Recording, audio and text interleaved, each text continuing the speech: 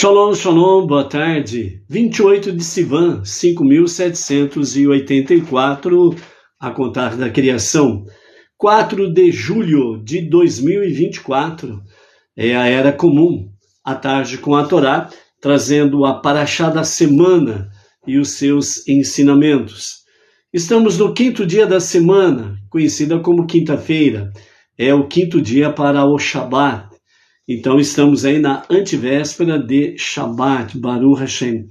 Estamos na Parashá Korach, né? Que a Parashá Korach traz o nome do próprio, né? Korach, aquele que se rebelou contra Moshe, por causa de questão de autoridade, né? Então, onde nós temos aí diante de nós as lições da Parashá Korach, no sentido de autoridade, né? Korach ficou enciumado da questão de autoridade. Ele achava que tinha que ser ele o líder, né? Deveria ser nomeado por Moshe, pois tratava-se realmente dentro do aspecto, né, da genealogia. Amiram, ele era o primogênito, o pai, né, de Moshe e Aharon.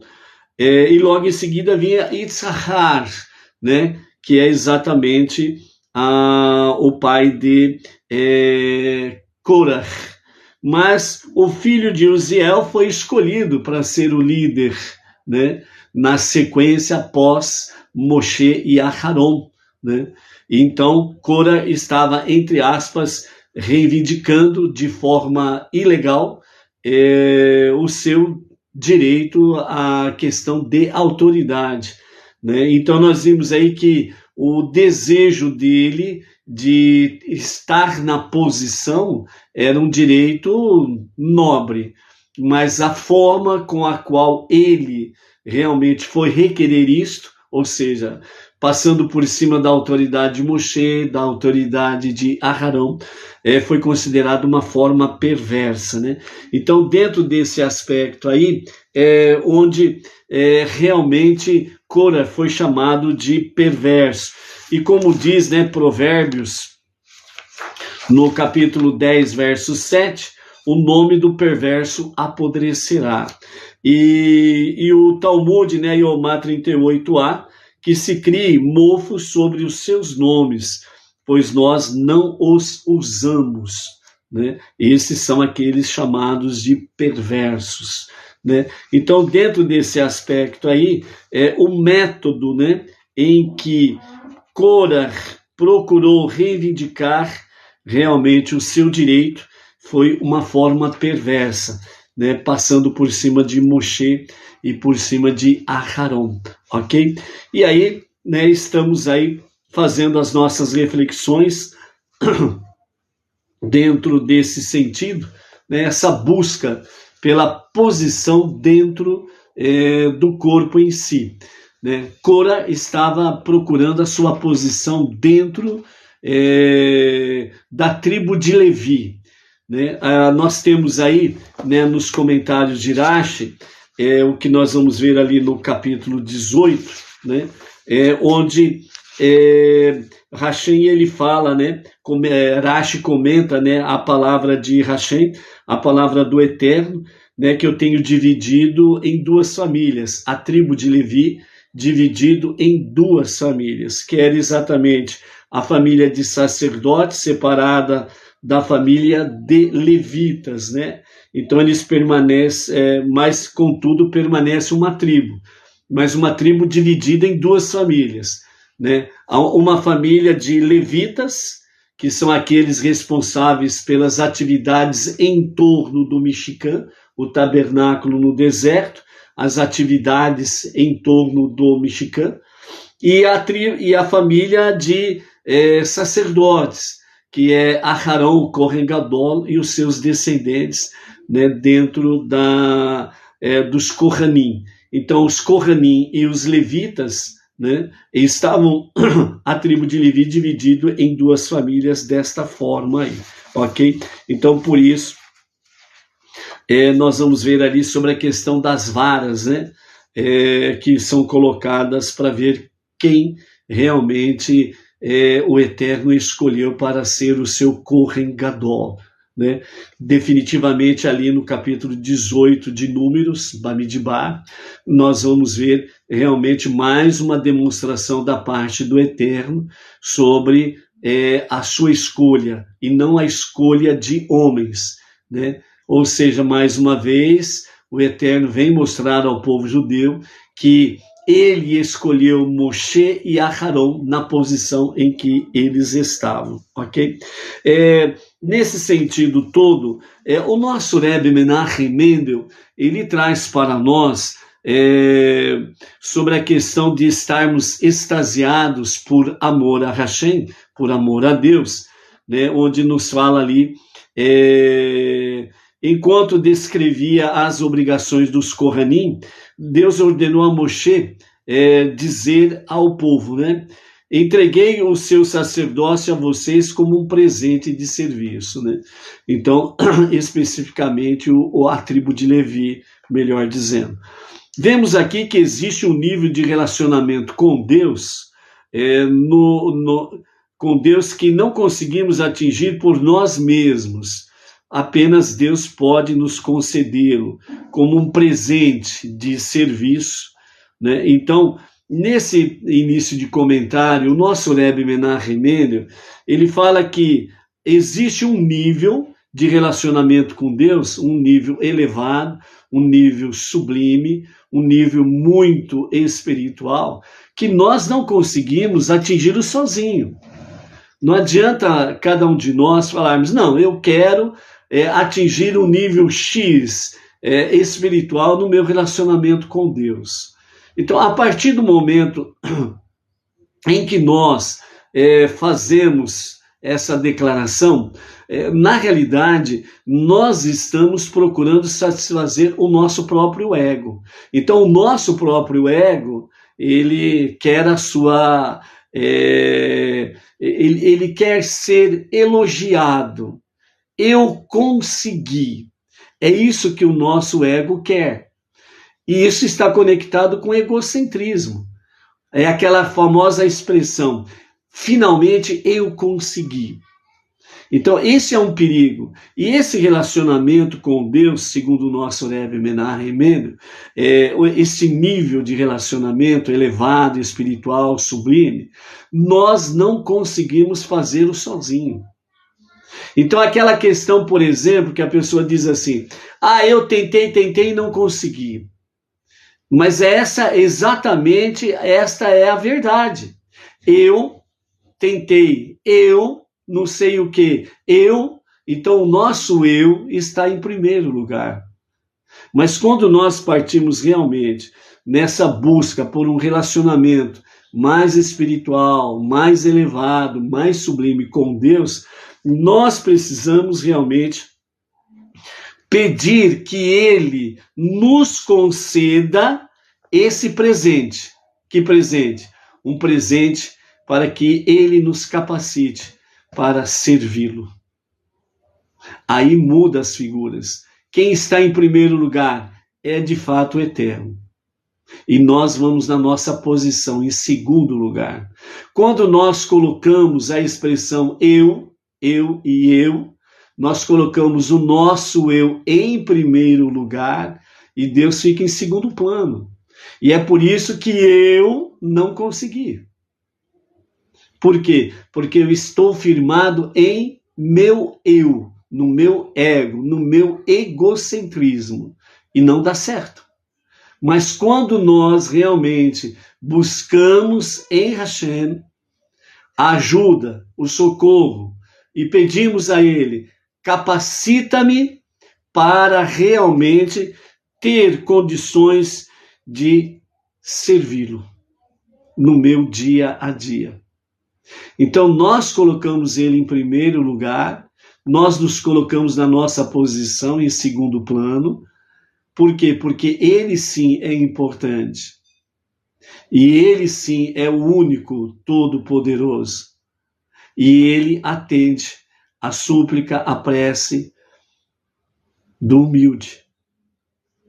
O humilde no sentido exato é aquele que reconhece que não é nada e que ele depende do eterno para tudo na sua vida.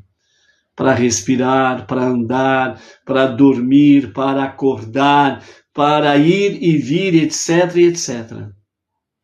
Então, sermos humildes é estar realmente reconhecendo que só Ele é soberano e que só dele vem realmente a capacidade de podermos servi-lo de forma adequada, para que nós possamos fazer com que a nossa kavaná, a nossa verdadeira intenção do nosso coração, seja cada vez mais purificada, mais refinada, para podermos ter cada vez mais a sensibilidade da percepção de Deus, ok? Então, por isso, o Cântico dos Cânticos, que é uma descrição poética, né, escrita pelo rei Salomão a respeito do amor de Deus para com o povo judeu, ele descreve esse estado de espírito maravilhoso como um amor de deleites. É comparado pelos sábios do Talmud com o prazer da revelação divina que nos espera no mundo vindouro, né? Como está em Cântico dos Cânticos, Shir Hashirim, capítulo 7, verso 7, e como também está no Tânia, no capítulo 14, ok? Então, a revelação divina que nos espera no mundo vindouro. Ou seja, por o prazer aqui, a gente coloca ele no sentido de felicidade, né? A nossa felicidade de podermos participar da revelação divina de forma plena, nós teremos, sem sombra de dúvidas, no mundo vindouro, no Olam Habá. Até lá, o que nós experimentamos pela concessão de Hashem, né, pelo seu favor, simplesmente são momentos em que ele nos concede de felicidade, alegria, prazer, satisfação de poder servi-lo. Então, nesse nível, é bem pequeno diante realmente do verdadeiro prazer da revelação divina no mundo vindouro. Porque ali será tudo pleno, pleno e pleno. Certo? Então, no momento, nessa configuração que nós estamos, realmente a nossa mente não consegue compreender essa dimensão de felicidade de termos realmente a plena revelação divina, que é o que nós vamos ter realmente no Olam Habá, no mundo vindouro. Então, no momento, nós precisamos nos esforçarmos, termos bom ânimo, como disse Hashem a Yehoshua, a Josué, para estarmos realmente e permanecermos neste livro, a Torá, os seus preceitos, para convivermos cada vez mais com a vontade divina para aperfeiçoar realmente a nossa sensibilidade espiritual na percepção de Hashem. Por isso, este extasiante amor por Deus era o que os sacerdotes sentiam diariamente. Porém, como todo o povo judeu é um reino de sacerdotes e uma nação santa, também todos nós podemos aspirar, obter esse extasiante amor por Deus, pelo menos ocasionalmente. Ou seja, pode ser que não o temos, né, de forma completa ainda nesse tempo de hoje, por assim dizer, mas que nós precisamos procurar exatamente este prazer da convivência com Deus, para que nós tenhamos de fato uma percepção divina e o nosso serviço a Hashem seja cada vez mais melhorado no nosso dia a dia. Então, Korah, ao buscar a sua posição de autoridade, ele agiu de forma perversa, porque ele procurou meios não legais ou lícitos, né? Principalmente porque ele quis passar por cima da autoridade de Moshe e da autoridade de Aharon, né? E esse confronto custou caro, sem sombra de dúvidas, a Moshe. E Moshe ele tentou, né, fazer a reconciliação. Coré estava mais do que 100% decidido a passar por cima de Moshe e Aharon. Datã e Avirã, que eram os seus asseclas, Moshe tentou reconciliação. Eles também se tornaram mais perversos ainda, rejeitando a reconciliação. O terceiro, que era On, né, filho de Pelet, que nós vimos aí, né, numa conversa anterior, no nosso shiur, On, ele chega em casa e conversa com a esposa e fala tudo o que aconteceu. E a esposa fala, isso não é para você. Você não vai ganhar nada, absolutamente nada com isso, né? Você vai continuar sendo On, filho de Pelet. Não vai alterar nada. Com Moshe e Aharon, você continua sendo On, filho de Pelet. Korach e Datã e Avirã, se por acaso eles assumirem a posição de Moshe e Arão, você vai continuar sendo On, filho de Pelet. Ou seja, não entre nessa rebelião junto com Korach, Datã e Avirã, porque você não vai ter absolutamente lucro nenhum. E aí, né, On diz, mas sabe como que é? Já dei minha palavra, agora fica difícil, né, de voltar. E aí a esposa de On diz para ele, deixa comigo, falou para On, né, deixa comigo, eu resolvo isso. Ela preparou, segundo o Talmud, um delicioso jantar, porque no dia seguinte, né, Korach, Datã e Avirã e os 250 que estavam com eles iriam fazer a oferenda do incenso. Então, no jantar, a esposa de On, ela prepara um delicioso jantar, bem regado ao vinho, né, e fez com que ele bebesse à vontade, né? E então, depois que terminou o jantar, ele cai desmaiado e não acorda no dia seguinte, né? Tá lá dormindo, muito bem dormindo. A esposa dele vai à porta da tenda e ela descobre a sua cabeça, ou seja, ela tira a sua cobertura, o seu lenço, e fica com seus cabelos à mostra. E para a mulher judia, isso não é permitido, que outro homem veja os seus cabelos.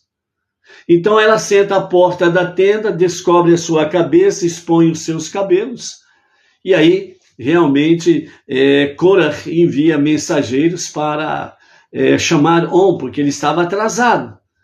E quando chegam os mensageiros, se aproximando da porta da tenda, olham, vê a esposa de On à porta da tenda com a cabeça descoberta, os cabelos à mostras. Eles rapidamente retornam, eles não se aproximam.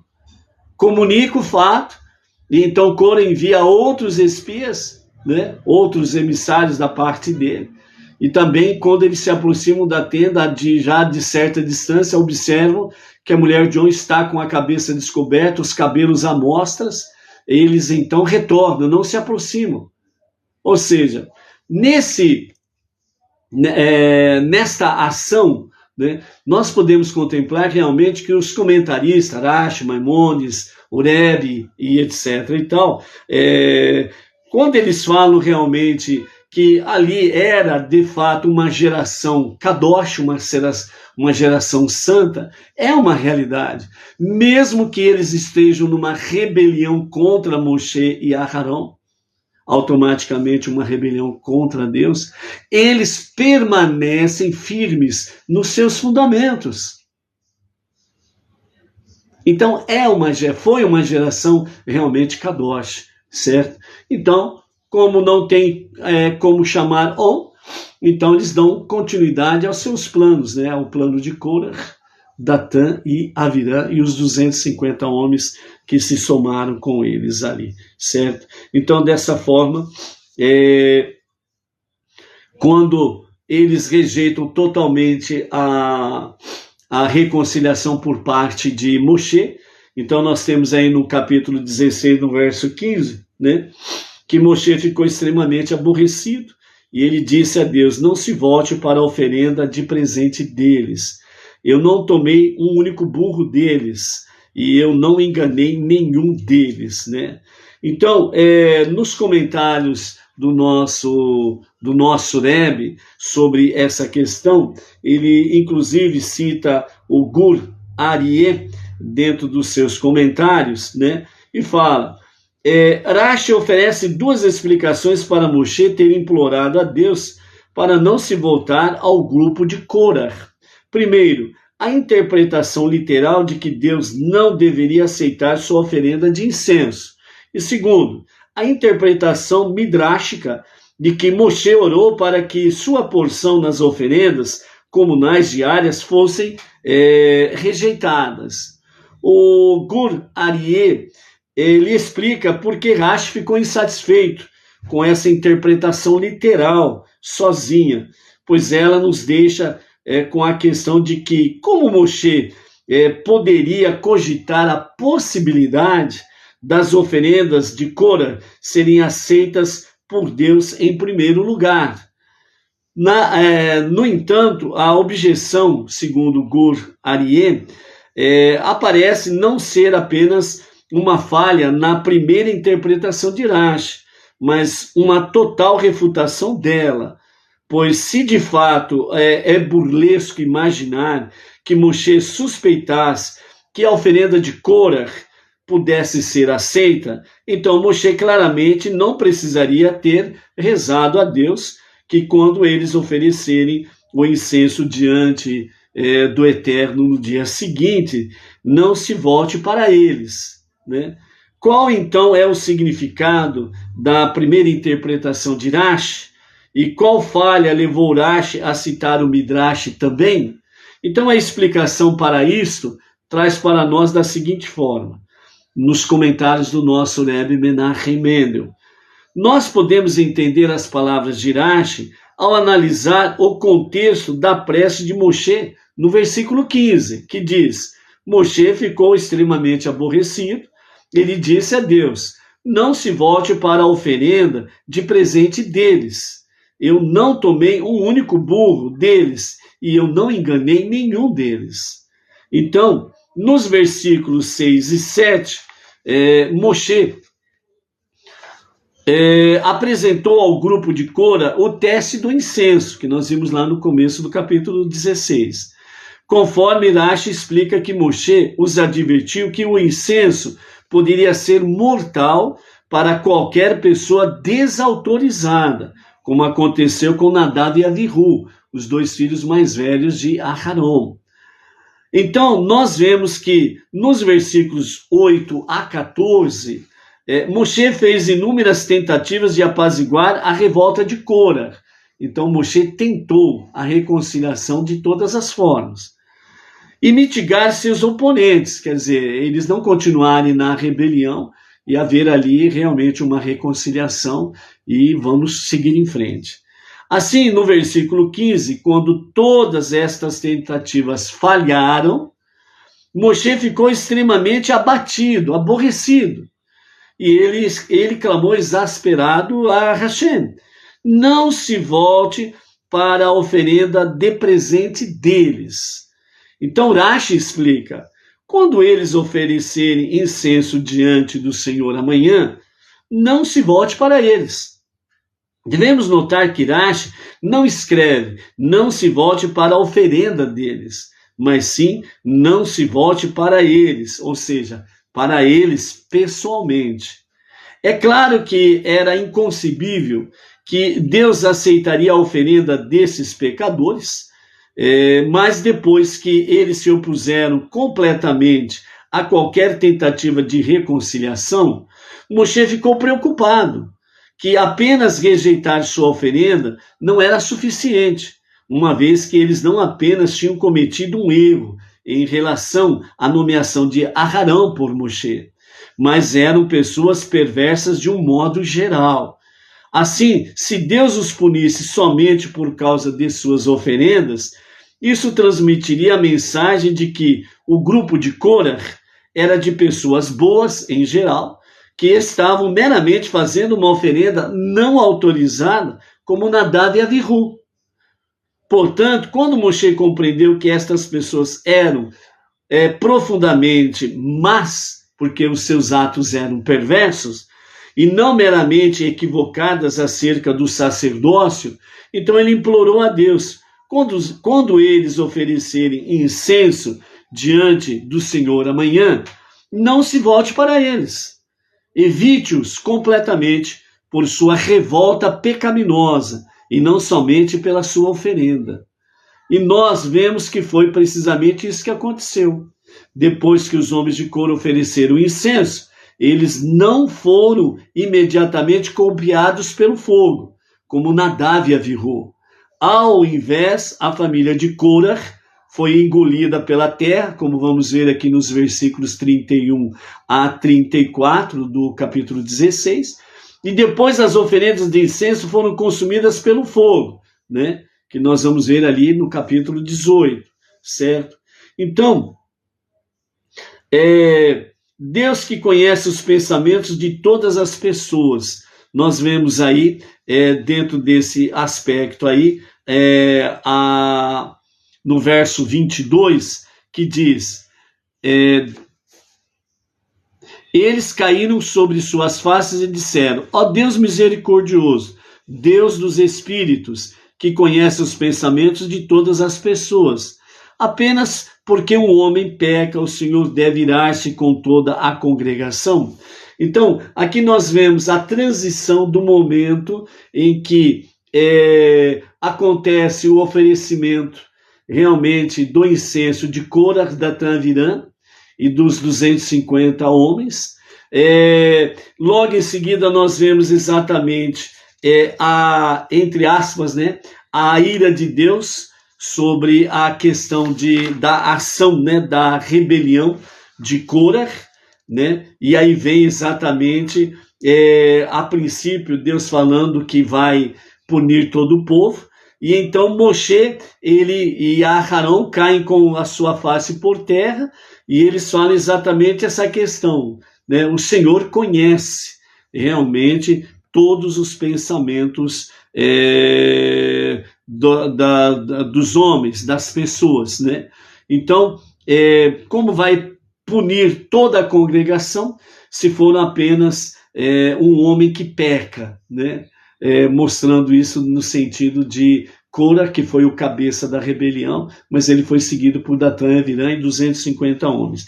Então, nesse sentido, é feita uma parábola para que possamos distinguir essa realidade. Então, dentro dessa parábola, né, os sábios trazem, né, o Senhor não é como um rei humano. O rei humano, ele não tem o poder de conhecer os pensamentos das pessoas. Então, quando as pessoas, alguma pessoa se revolta contra o rei de um determinado lugar, né, ou vilarejo, ou algo semelhante, então o rei humano, ele pune toda aquela congregação, toda aquela vila, todo aquele bairro. Por quê? Porque ele não conhece o pensamento das pessoas. Mas o Senhor não é como um rei humano. Tu estás muito além disso. Então, por isso, né, o Senhor conhece os pensamentos de todas as pessoas. Um homem peca e o Senhor deve irar-se com toda a congregação. Então, no verso 23 vem a resposta divina, né? Você está certo, eu punirei somente os pecadores. Fale à congregação, ou seja, ao povo judeu, dizendo, afastem-se da morada de Cora, Datã e Aviram, né? Então, por isso, né, nós temos nesse versículo aqui, 22, né? Tu sabes quem é o pecador.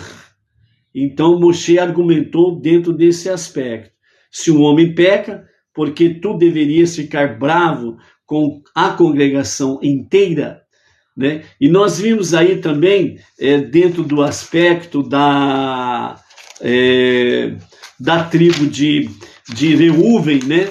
Nós vimos aí na tribo de Reuven, são 46.500 homens de 20 a 60 anos, aptos para o exército e etc. e tal. Então, Datã Aviram, né, que vem da descendência de Reuven, e mais 250 homens que se uniram a Cora. As tribos de Shimão e Gad, que são que é o acampamento, né, de Reuven, que está ao sul do Michigan, do tabernáculo, e somente na tribo de Reuven que houve 252 pessoas que se uniram numa rebelião junto com Cora. E somente a tribo de Reuven são 46.500. Quer dizer, são 252 pessoas. Um ficou fora, graças à sabedoria e o temor da sua esposa, né? E ele acabou acatando a decisão dela, né? Então, como diz o ditado, né? Uma mulher sábia, ela edifica a sua casa, o seu lar, a sua família.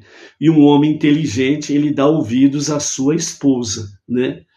Então, quando as coisas são nesse nível aí positiva do agrado do Eterno, né? É o caso diferente das esposas loucas de Korah, Datã e Aviram, né? Que inflamaram ainda mais, né, os seus maridos a permanecerem na sua rebelião contra Moshe e Aharon, né? Então são as mulheres loucas que destroem o seu lar, a sua família e etc. e tal, né? Então nós vimos aí que a porcentagem, de fato, é uma porcentagem muito pequena em relação àqueles que se rebelaram, ok? Então por isso Moshe, ele roga ao rei soberano, ao rei supremo, que conhece os pensamentos humanos, para não punir toda a congregação, né? Então, dessa forma, né, realmente o Eterno ouve o clamor de Moshe, e ele então, ele não pune toda a congregação, mas ele diz: afastem-se das moradas de Korah, Datã e Aviram, né? Dentro desse aspecto aqui, né, a questão, né, de vizinhos, né? Nós temos que tomar cuidado com vizinhos perversos. Os vizinhos perversos não é somente a questão de vizinho à sua casa, à sua moradia, mas os vizinhos, né, os seus parentes, seus amigos, seus conhecidos, pessoas que você tem contato, os seus vizinhos de forma geral.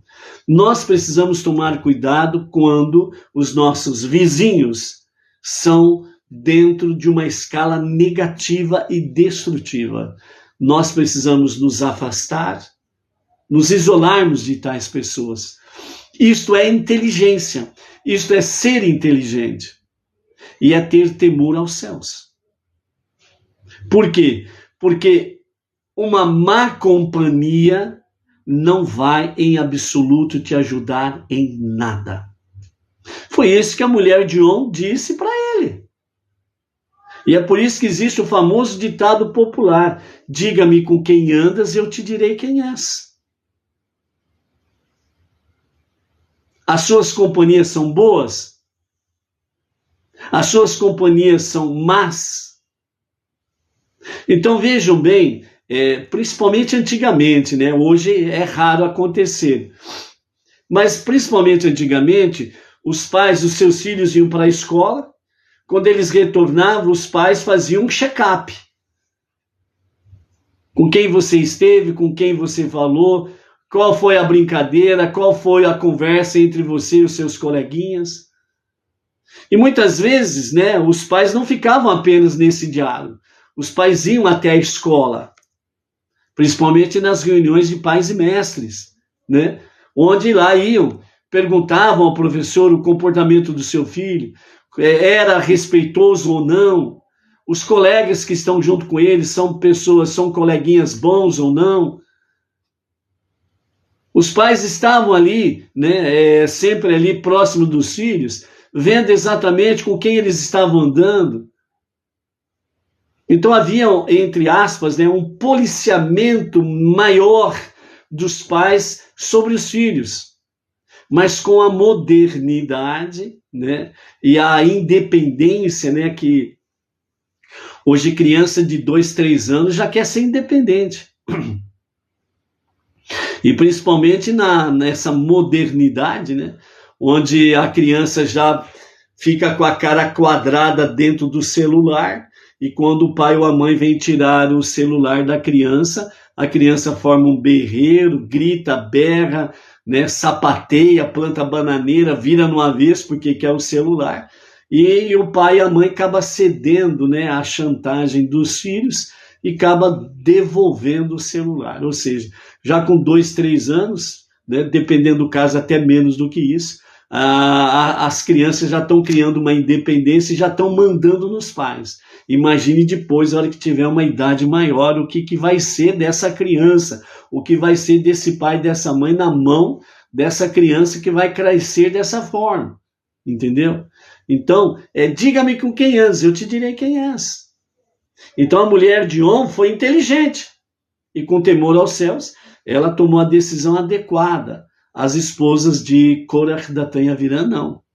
Bem como também as esposas dos outros 250 homens. Certo? Então, dentro desse aspecto aqui, né, Deus ele conhece as intenções dos corações. Por isso que nós precisamos alimentar cada vez mais a nossa mente e os nossos corações exatamente com as palavras da Torá, para que nós possamos ter bons pensamentos, para que nós possamos ter bons sentimentos, para que nós possamos influenciar positivamente e construtivamente, certo? Então, a autoridade que Korach queria era uma autoridade que ele queria usurpar, tomar a força. E a verdadeira autoridade é aquela que ela é concedida por Hashem. A verdadeira autoridade é aquela que vem de ordem espiritual da parte de cima para baixo. É trazendo o céu para a terra e a terra se elevando, ou seja, é o divino e o humano para trazer uma fusão. Foi isso que o Monte Sinai trouxe para nós. Então a verdadeira autoridade, ela é espiritual quando tem essa fusão, Deus e o ser humano. E é nesse sentido que nós precisamos seguir no nosso dia a dia, né? Nos comentários de Rashi, mostrando-nos que realmente Korach queria usurpar, tomar a força pela violência, a posição de autoridade de Moshe, a posição de autoridade de Aharon, né? Então, Rashi ele comenta: a noite inteira ele se dirigiu às tribos e as enganou, dizendo: vocês acham que eu me importo somente comigo? Eu me importo com vocês todos. Estes homens vieram e tomaram todas as altas posições. Moshe tomou a liderança para si como um rei, e ele deu o sacerdócio para o seu irmão. Finalmente, todos eles foram atraídos para a rebelião de Korach, né? Nesse aspecto aqui está dizendo todos, exatamente quem? Datã, Avirã e os 250 homens que estiveram com ele, né? No nível literal, nos comentários do nosso Rebbe, todos os grupos de Korach não eram igualmente culpados. O próprio Korach foi um incitador da rebelião que utilizou táticas de divergências em uma tentativa diligente de minar a liderança de Moshe e de Aharon. Os homens que foram convencidos por Korach, entretanto, não eram essencialmente rebeldes. Eles foram simplesmente ludibriados pelos argumentos de Korach.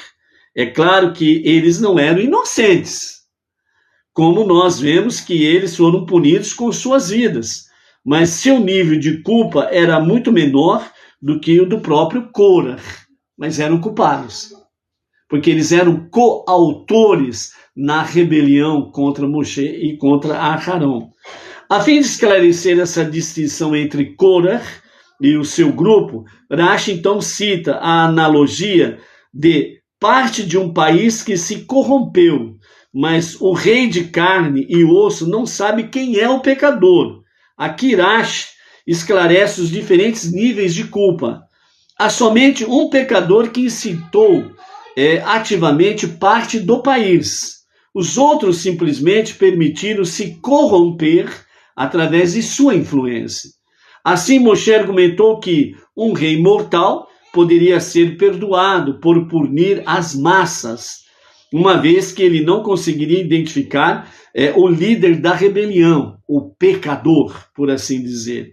Mas tu sabes quem é o pecador. Se o homem peca, porque tu deverias ficar bravo com a congregação inteira? Foi onde que Deus respondeu para Moshe, né? Você falou bem e você está certo.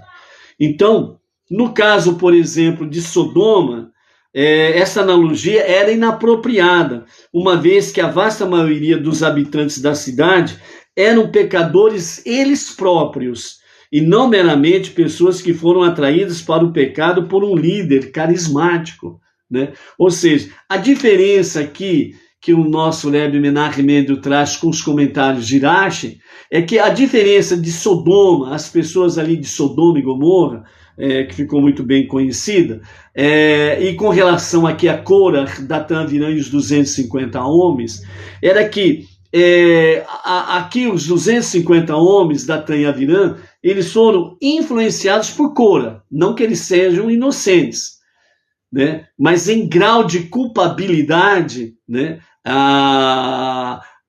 Datan, Aviram e os 250 tinham uma densidade menor do que a de Korah. O grau de Korah, de culpa, era a máxima, enquanto dos outros era um pouco menor, certo? Por isso que também eles foram punidos com a vida, né? O fim de Korah e Datan, Aviram e dos 250 foi o quê? A punição foi a morte. Então a culpa era realmente, apesar de terem dimensões maiores e menores, mas a culpa, todos eles eram culpados. Com referência a Sodoma e Gomorra, a questão era diferente. A culpa era máxima para todos os habitantes de Sodoma e Gomorra. A culpa era máxima. Por quê? Porque todos eram perversos nos seus atos. Todos eram perversos nos seus pecados. E todos eles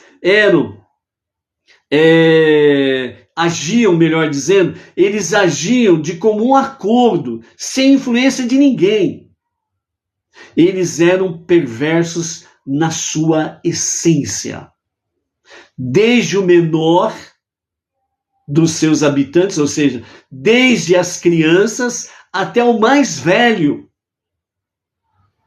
Porque quando a casa de Ló ela foi cercada, né, para que tomassem posse dos dois visitantes para fazer deles, entre aspas, de gato e sapatos, já sabe o que era, né? Ali fala o texto de Ló, né, que nós encontramos lá em Bereshit, fala exatamente que desde o menor até o mais velho da cidade cercaram a casa de Ló. Então eles eram perversos na sua essência, por isso que foram todos punidos, entendeu? Então essa é a questão. Então a massa de Sodoma e Gomorra foram punidas porque a perversidade deles estava no grau máximo, desde o menor até o maior. É aquela questão do ninho da serpente.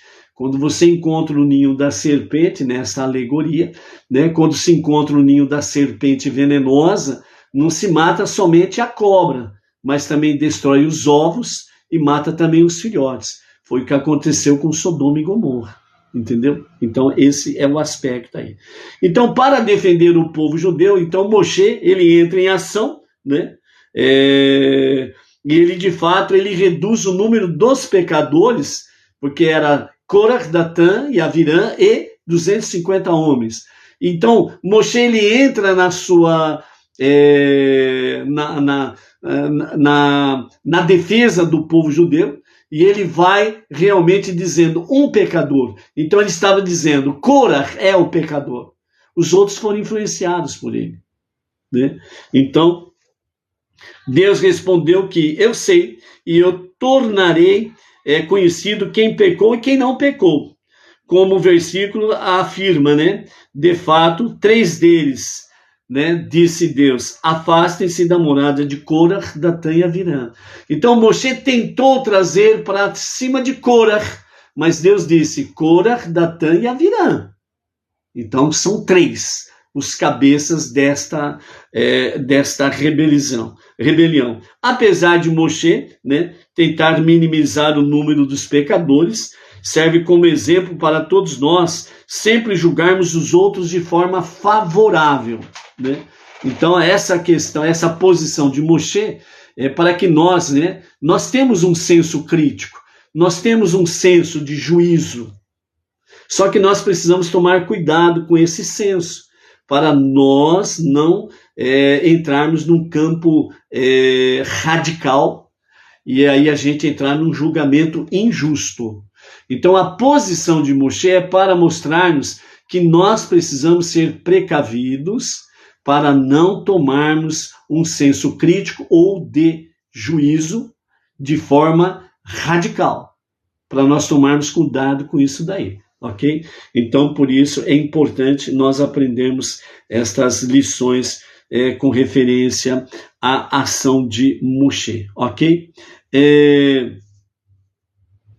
Depois, quando nós adentramos, né, realmente dentro dos versículos aí 31 e 33 do capítulo 16, nós temos assim que ele acabou de falar, né, foi o momento, já que Corah, Datã, Avirã e os 250 homens não retornaram, chegaram de manhã, eles estavam com seus incensários, pronto para oferecer, né, o seu incenso, quer dizer, eles aceitaram o desafio, né, foram alertados sobre Nadav e Avihu, mas eles não deram ouvidos, né, então eles se apresentaram lá, né, Corah, Datã, Avirã, e os 250 homens, né? Então, no versículo 28 do capítulo 16, Moshe diz: através disso vocês saberão que Deus me autorizou a realizar todos esses atos, né, de nomeação dos sacerdotes,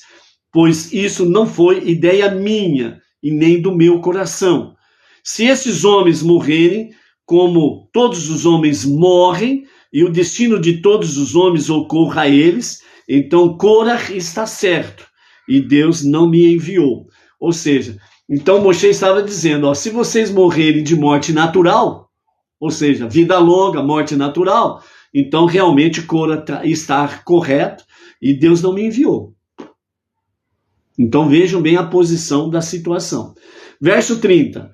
Mas se Deus criar uma nova forma de morte que vocês nunca viram antes, e a terra abrir sua boca e engoli-los, juntamente com tudo que lhes pertence, e eles descerem vivos às sepulturas, então vocês saberão que estes homens provocaram a Deus. Né? Aqui nos comentários, né, provocaram Deus significa irritaram a Deus. Ou seja, eles provocaram a ira divina, certo? Então eles provocaram a ira divina. Assim que Moshe acabou de dizer todas estas palavras, a terra sob eles, sob os seus pés, lembre-se que no verso 25 e 26, Deus disse para Moshe falar à congregação: afastem-se das tendas desses homens perversos, não toquem em nada deles, para que vocês não morram por causa de todos os pecados deles. Verso 27. Eles se afastaram da área da morada de Corah, Datã e Avirã. Eles se afastaram. Então a congregação, o povo de Deus se afastou das tendas de Corah, Datã e Avirã. E aí Moshe realmente vem e fala estas palavras, certo?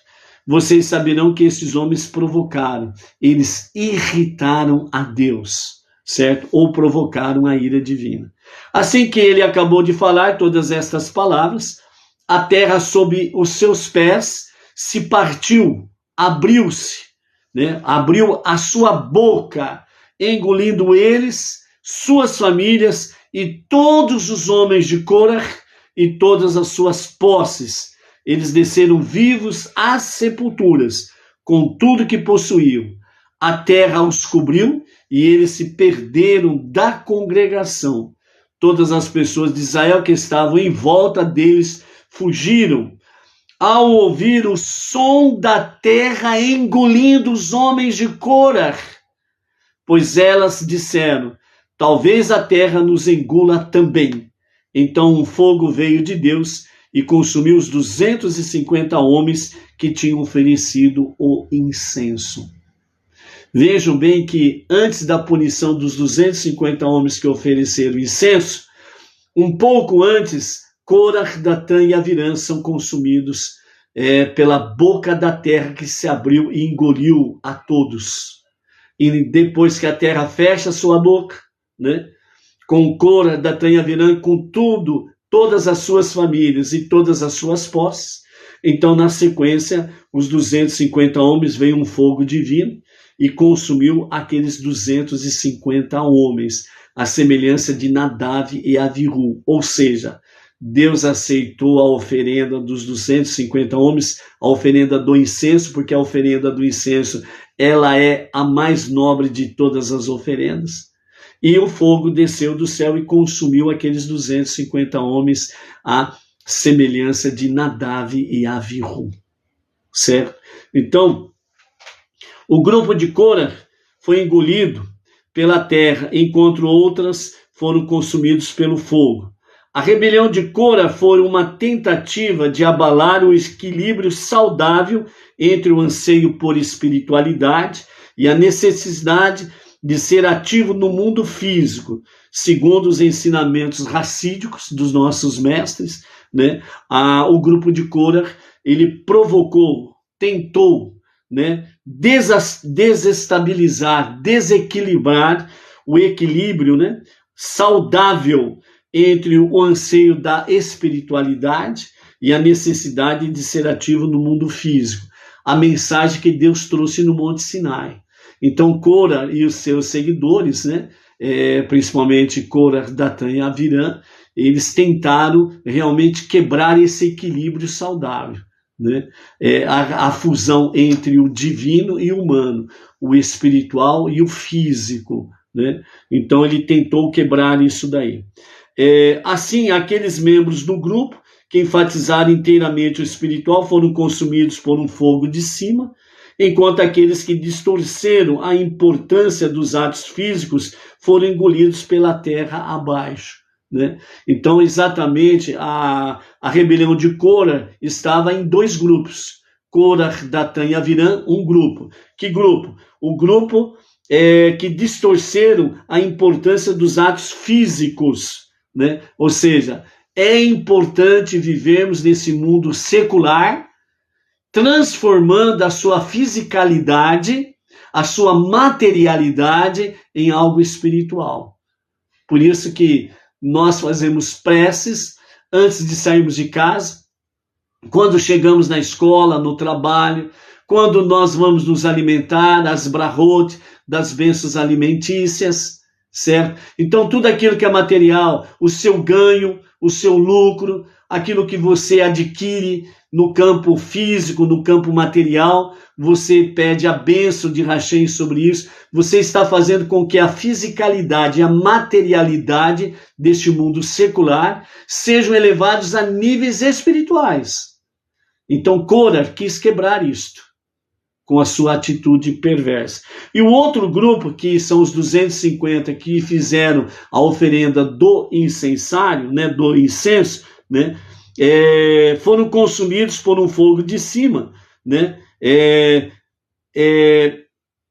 Esse grupo, né, que enfatizaram inteiramente o espiritual, foram consumidos por um fogo de cima.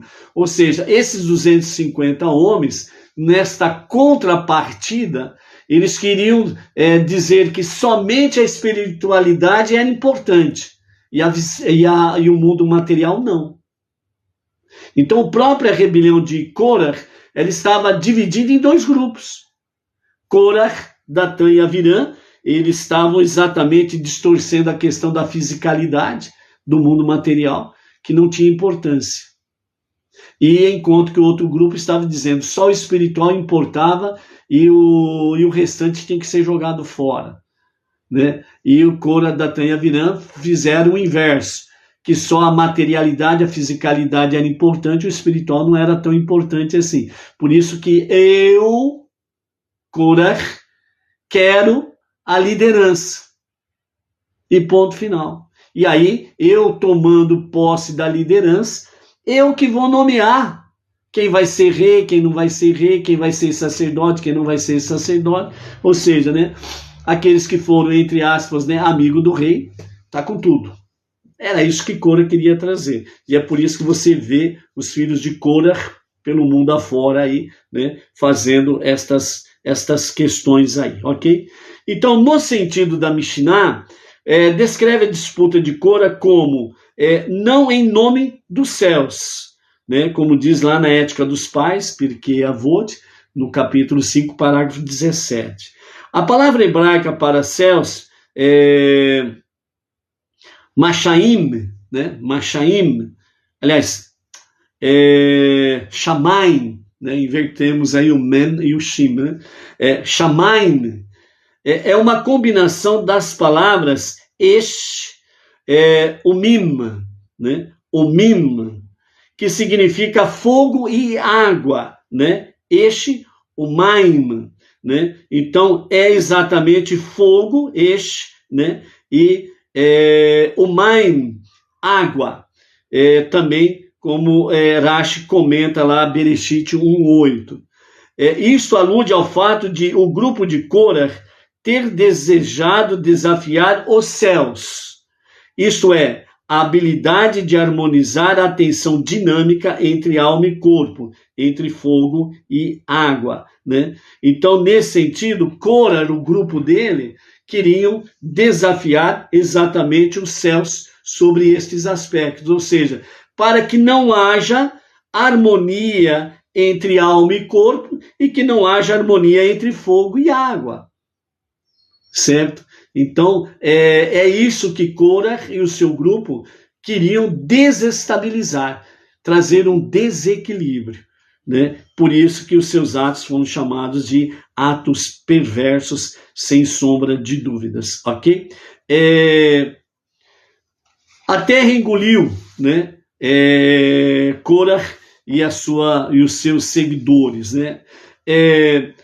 O Midrash e o Talmud traz para nós aqueles que foram salvos da destruição, ou seja, que a terra abriu sua boca e engoliu. Então, quando Korah foi tragado pelo abismo, os 3 filhos de Korah, Ashir, Elcana e Aviasav, também rolaram para baixo, contudo não foram arrastados às profundezas do Sheol, do inferno, mas milagrosamente foram descansar sobre elevadas plataformas que o Todo-Poderoso ergueu para eles. Dessa forma, eles permaneceram vivos. Os filhos de Korah estavam entre os Leviim, que mais tarde cantaram no templo sagrado. Por isso que você pega o livro de Salmos e você vê aí Salmo dos filhos de Korah, que são exatamente Assir, Elcana e Aviasav, né? Nós vamos ver já o porquê, né, dessa questão, né? Vamos lembrar sobre a questão das rosas, né?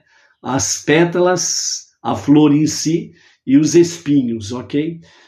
Então, e vejam que a tribo de Levi, ela acabou, né, adotando, por assim dizer, né, os filhos de Korah.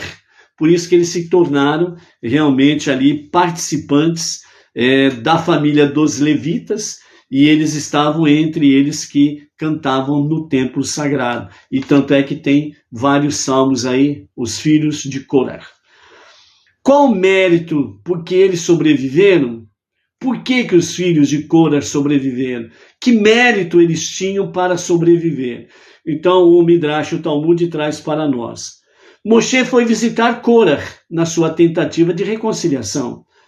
Enquanto a família estava sentada à mesa, os filhos pensaram: Se nos levantarmos para Moshe, ofenderemos o nosso pai.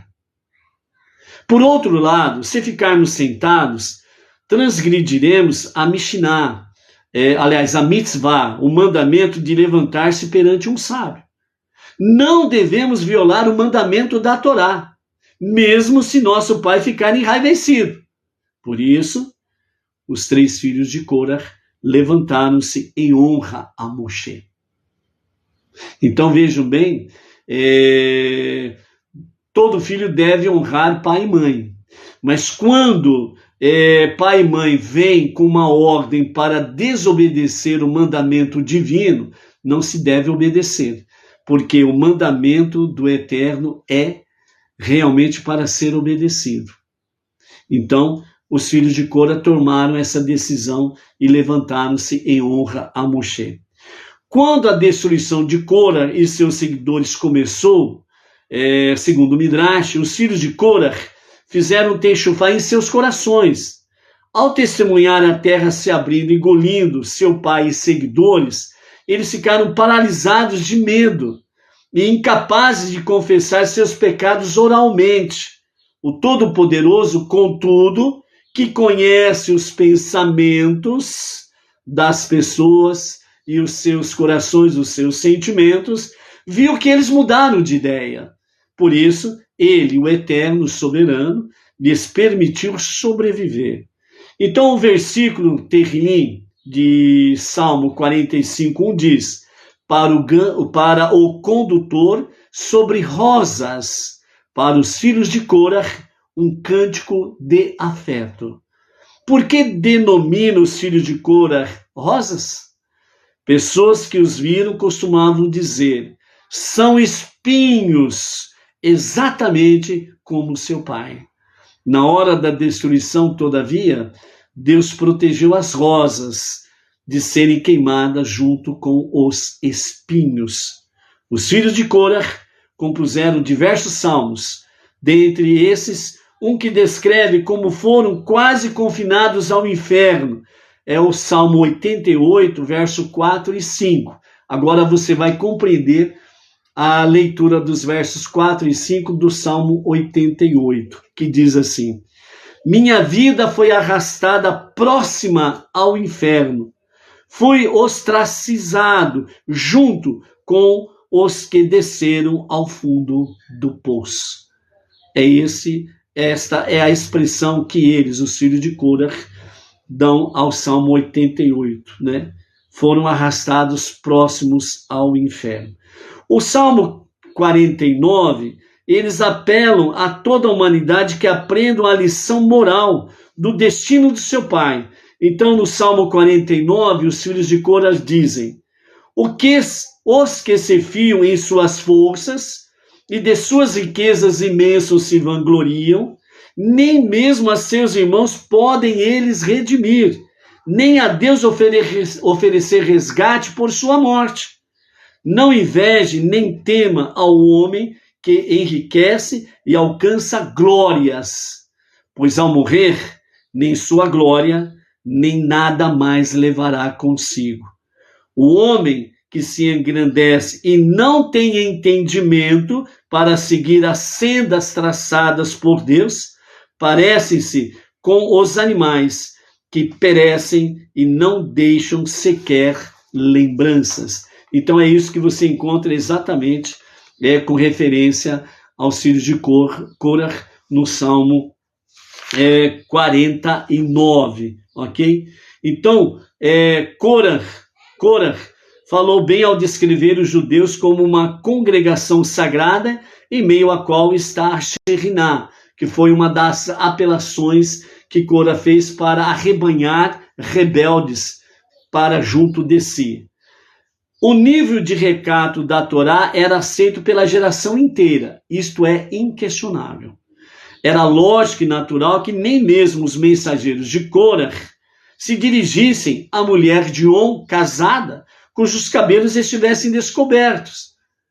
Então, eles tinham realmente um grande nível espiritual de recato junto à Torá. Então, por isso, Cora diz, é uma congregação sagrada em meio à qual está a Shekhinah, a presença divina. Então, foi através disso daí, ou seja, lembra daquela questão dos 10 espias?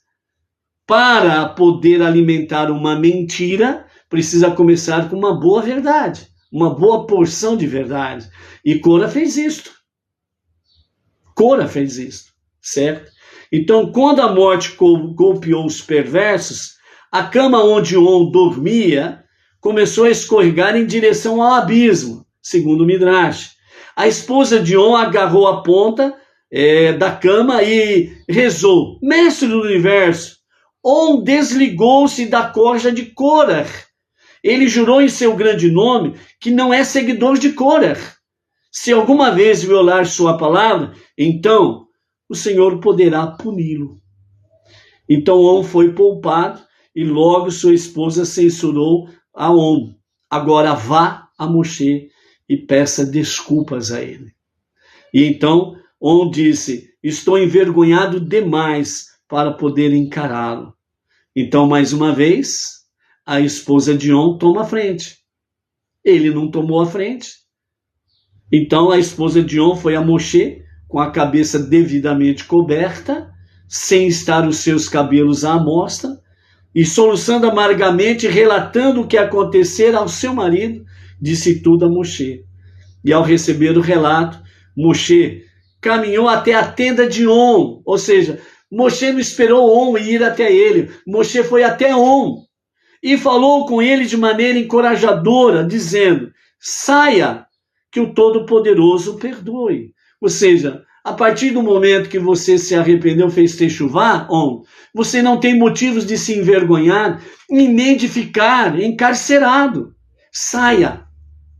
Saia à luz da justiça divina, saia à luz do dia e mostre a todos que a techuvá é de grande poder e eficácia na vida daquele que se arrepende, né? E pelo resto de sua vida, On não parou de lamentar-se e fazer techuvá, por uma vez ter ficado ao lado de Korah. O nome de On significa On está conectado à palavra Oninuti, que significa luto. On estava em luto por causa da sua atitude junto de Korah. Ele é On, filho de Pelet, um filho homem que foi resgatado da destruição através de um milagre. Pelet refere-se a Pel, que significa milagre. Então, On, ele está enlutado, mas ele também é filho do milagre. Entendeu? Então, por isso, segundo Provérbios, Michelet, capítulo 9, verso 1, diz: a sábia entre as mulheres constrói, edifica a sua casa. Então, o versículo refere-se à esposa de On, cuja sabedoria resgatou seu lar da destruição, Mas a mulher perversa demole com as suas próprias mãos a sua casa. E esta sequência do versículo, ela refere-se exatamente à mulher de Korah, que arruinou seu marido e toda ao seu lar. Quando se trata de assuntos práticos, positivos, construtivos, o marido deve sim ouvir os conselhos da sua esposa, certo? Então, por isso, amados, nós temos aí exatamente essa questão sobre Korah e os seus asseclas. E nós temos aí o que é a techuvá na vida de uma pessoa, e On é, de fato, o exemplo a ser seguido sobre techuvá, arrependimento. Lembrando que a verdadeira autoridade é aquela que é dada por Hashem. Então, quando as pessoas questionam a liderança, ela precisa tomar um cuidado, porque se a liderança ela foi escolhida por Hashem, então ele está junto com Korah na sua rebelião contra o Eterno. E aí a boca do chão pode se abrir de forma análoga e pode consumir os rebeldes. E há várias formas da boca abrir a sua boca, né? A terra abrir a sua boca e consumir os rebeldes. Por isso, toda ação rebelde contra as lideranças que estão devidamente reconhecidas por Hashem é um perigo terrível para aqueles que se rebelam contra a autoridade da liderança. Por isso, que possamos aprender com estas ricas lições. E no sábado, com a graça de Hashem, vamos estar completando as reflexões da Parashá Korach, ok? Amanhã é o 6º dia da semana, então amanhã o acendimento das luzes especiais de Shabbat acontecerão às 17h13, né? Será o momento do acendimento das luzes de Shabbat, ok? De acordo aí com a posição geográfica, né? Precisa ver esse horário aí com referência à sua posição dentro momentos que antecedem o pôr do sol, ok? Então aqui pelo nosso horário, né, de São Paulo, do estado de São Paulo, às 17h13, é o acendimento das luzes especiais de Shabbat. E a partir das 20 horas, diretamente da Sinagoga Benei Noach, regional Bauru, da cidade Sem Limites, para o Brasil e as nações, estaremos transmitindo a celebração do Shabbat. Com a graça de Hashem, então amanhã nós temos um encontro marcado na celebração do Shabbat. Shalom, shalom, até lá.